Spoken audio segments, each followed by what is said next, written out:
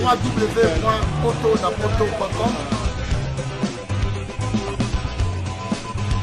www.potonapoto.com www.potonapoto, ça dit que toi na poto, tu continues la kaka na poto avec l'ami d'ombre, babi moto epela, moto epela na poto, kembo kembo alege mboyo lele, kembo yo mama alege mboyo lele, tobine la gangolo na ozana, kembo alege mboyo lele, poto na ozana, kembo alege.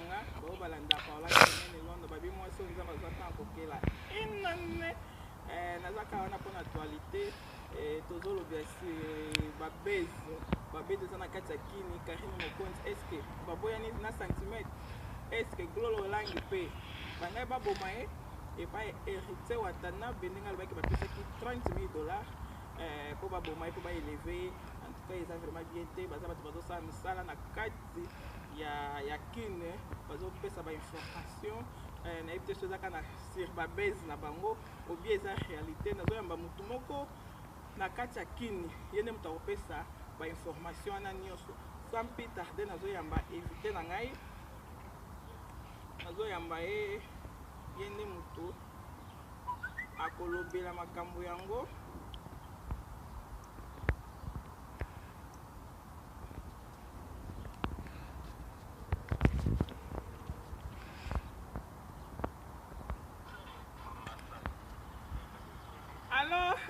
Allô, bonjour.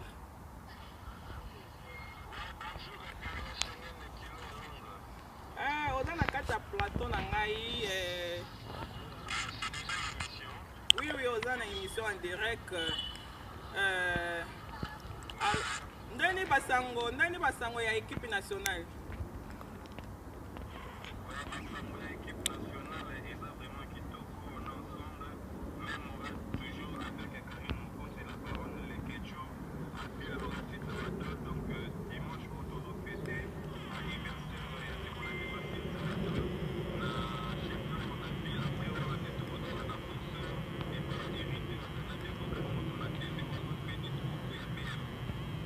Na PCP va bon anniversaire na ye ya Cynthia Wado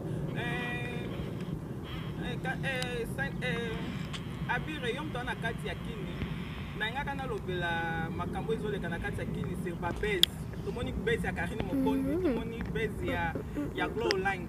Est-ce que ba base wana eza ya réalité ou bien ka ba base kaka pona ko sepisa bato baza na libanda mboka?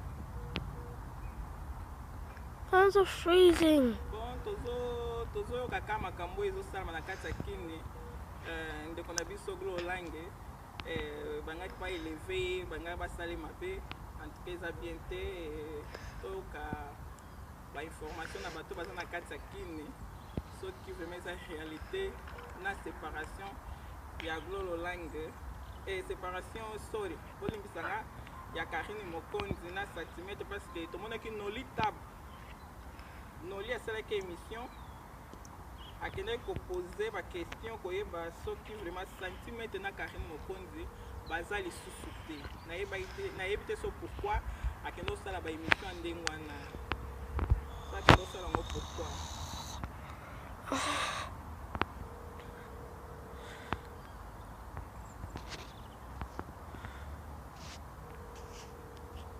namoni kini pe mwa mobulu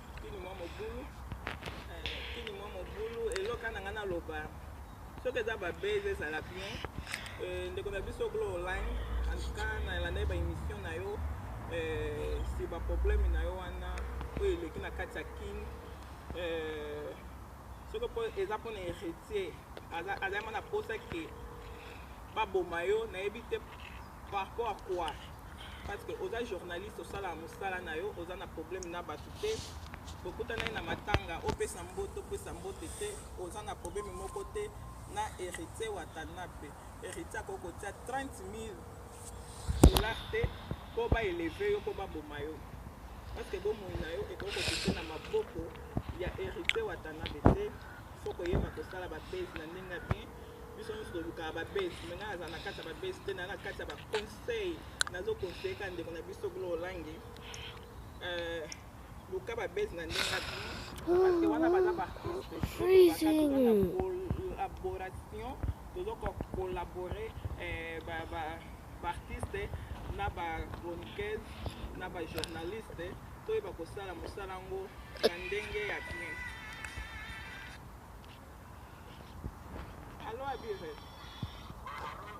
I'm just freezing.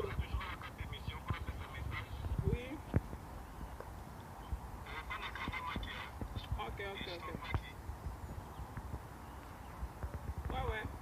Oui, le ban na bazolanda yo.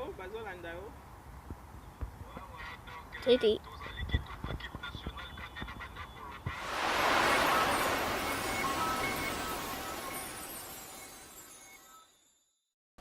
Bonjour à tous, je suis Aimé Bossitampen, propriétaire de Boss Brother TV. En tout cas, bandeko, nous avons plaisir makasi na sepeli. Enfin de Boss Brother TV écoute na satellite. Donc, ils ont na Congo Mubimba sur réseau TNT. Donc, mutu nyonso aza na télévision à TNT, décodeur à TNT. Bolanda de Boss Brother TV. Mais bon dimenanga te, ba Saint Thomas, collègue nanga bodo, yemo a PC la siko.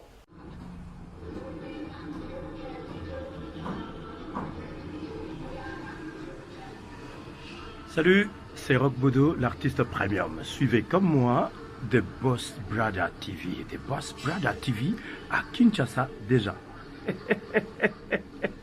We love The Boss Brother TV. The Boss Brother TV. J'espère que Binomo Bomoni, collègue nanga bodo a PC. Alors, Bobo Santé, Boss Brother TV est toujours disponible dans le décodeur CPLA TV, canal 121. Tout ça toujours dans Facebook de Boss Brother, vous s'abonner. Tout ça peine à YouTube live de Boss Brother, mais tout côté sur le satellite Kinshasa, TNT fréquence 658. Donc, Banakin, Banapoto, Boss Brother TV, tout le monde en parle.